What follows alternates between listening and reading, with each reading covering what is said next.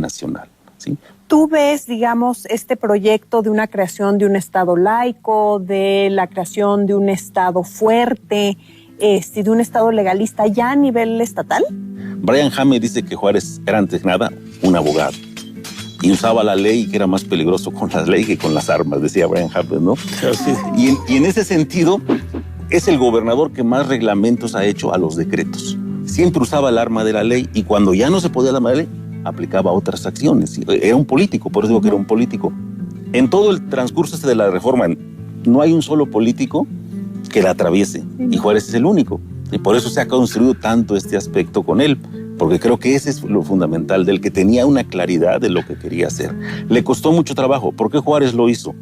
Yo creo que le costó mucho trabajo, como era la política local en Oaxaca, para subir, ¿no? Y entonces, ya estando ahí, no quería dejar el poder, ¿no? O sea, era una obsesión por el poder, ¿no? No por la riqueza, que es otra cosa muy importante, ¿no? Creo que los políticos del 19 no buscaban tanto el afán de enriquecerse, ¿no? Sino más bien de tener el poder y controlar la vida política, ¿no? Que creo que eso ha variado que controlaban poco, además. Sí, ¿no? En un país tan desintegrado, pero que permitía un poco ir construyendo la nación. Por eso es que es tan importante la figura de Juárez, creo, ¿no?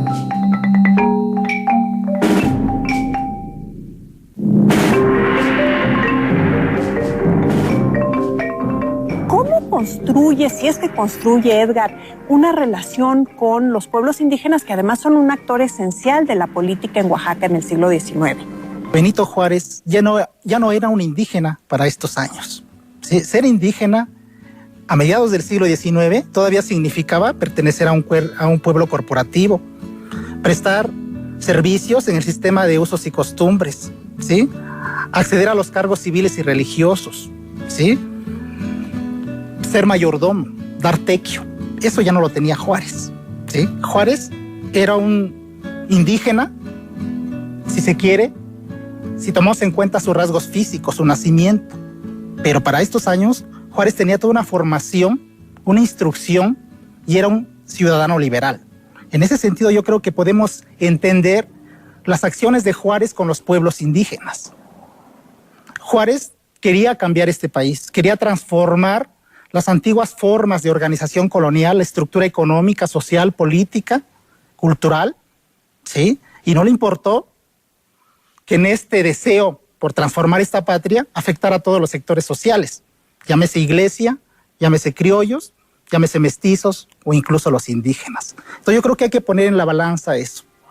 Juárez era un mestizo instruido, ya no era un indígena. Entonces, en ese sentido yo creo que podemos profundizar más en lo que hizo Juárez. Sin embargo, yo creo que la visión que tenía Juárez con los indígenas era también con mucha perspectiva. Él quería cambiar esta sociedad. Él creía en los preceptos liberales para cambiar a este México profundo. ¿Cómo lo hizo?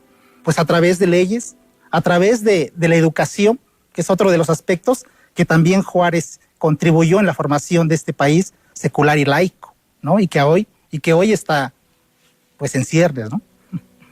Se va a convertir en un político a nivel nacional tremendamente exitoso en cuanto a su longevidad, ¿no? O sea, uno puede estar de acuerdo con él, no de acuerdo con el proyecto, etcétera, pero de que el señor fue de una habilidad para mantener, llegar y conservar el poder es innegable. Y esto requirió que tejiera estas alianzas, digamos, que teje con los grupos de élite, de la élite política oaxaqueña, aunque sean de signo contrario ideológicamente a lo que él tenía en mente, a nivel nacional. Y lo vemos haciendo eso en regiones a cuyas costumbres es totalmente ajeno, como el norte.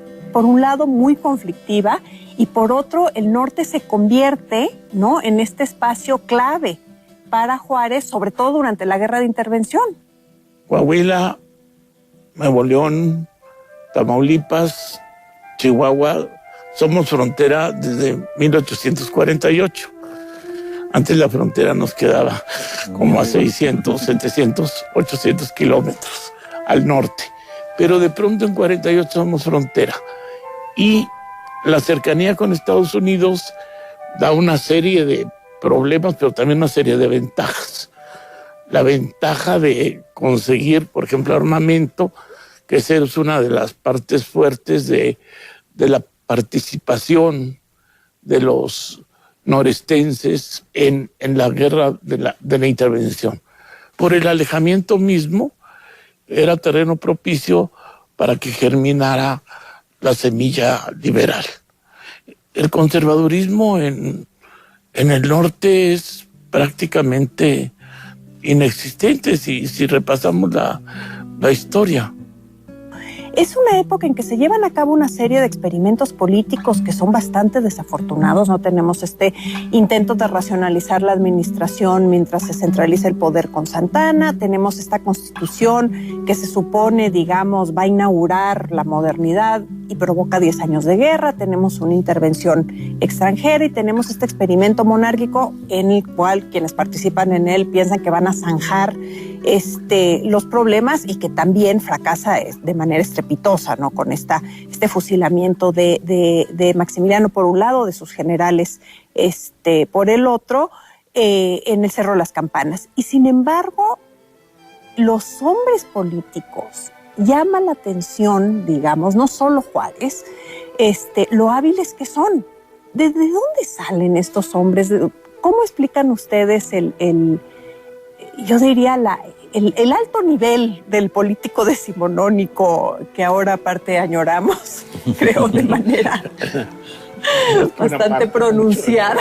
Yo creo que es un momento en que la política, la cultura y la inteligencia se mezclan virtuosamente y nos dan esta generación que también tienen un fin que comparten: construir un país. Todos comparten la idea, todos los liberales, incluso los conservadores. No. La formación de Alamán, por ejemplo, la formación de Mora, la formación de todos ellos, y todos tienen un proyecto de construir un país.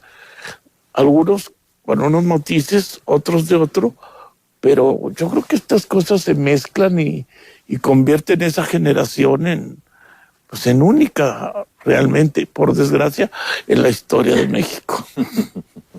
Retomando este asunto de la mitificación, ¿no? De que los liberales son buenos, los conservadores son malos, y Juárez es el gran héroe. ¿Por qué? O sea, Juárez aparte es interesante. Juárez es un héroe en vida. Todavía, al concluir la intervención, son 2 países sudamericanos que lo declaran benemérito de las Américas, y es un hombre que adquiere una estatura, ¿no? Se ve insistir mucho en que no, que para sus contemporáneos y que lo criticaban mucho, lo cual es cierto. Sí. Es un hombre además que termina peleado con una parte importante de sus amigos. Juárez no creía en nadie más que en él. O sea, desconfiaba de todos.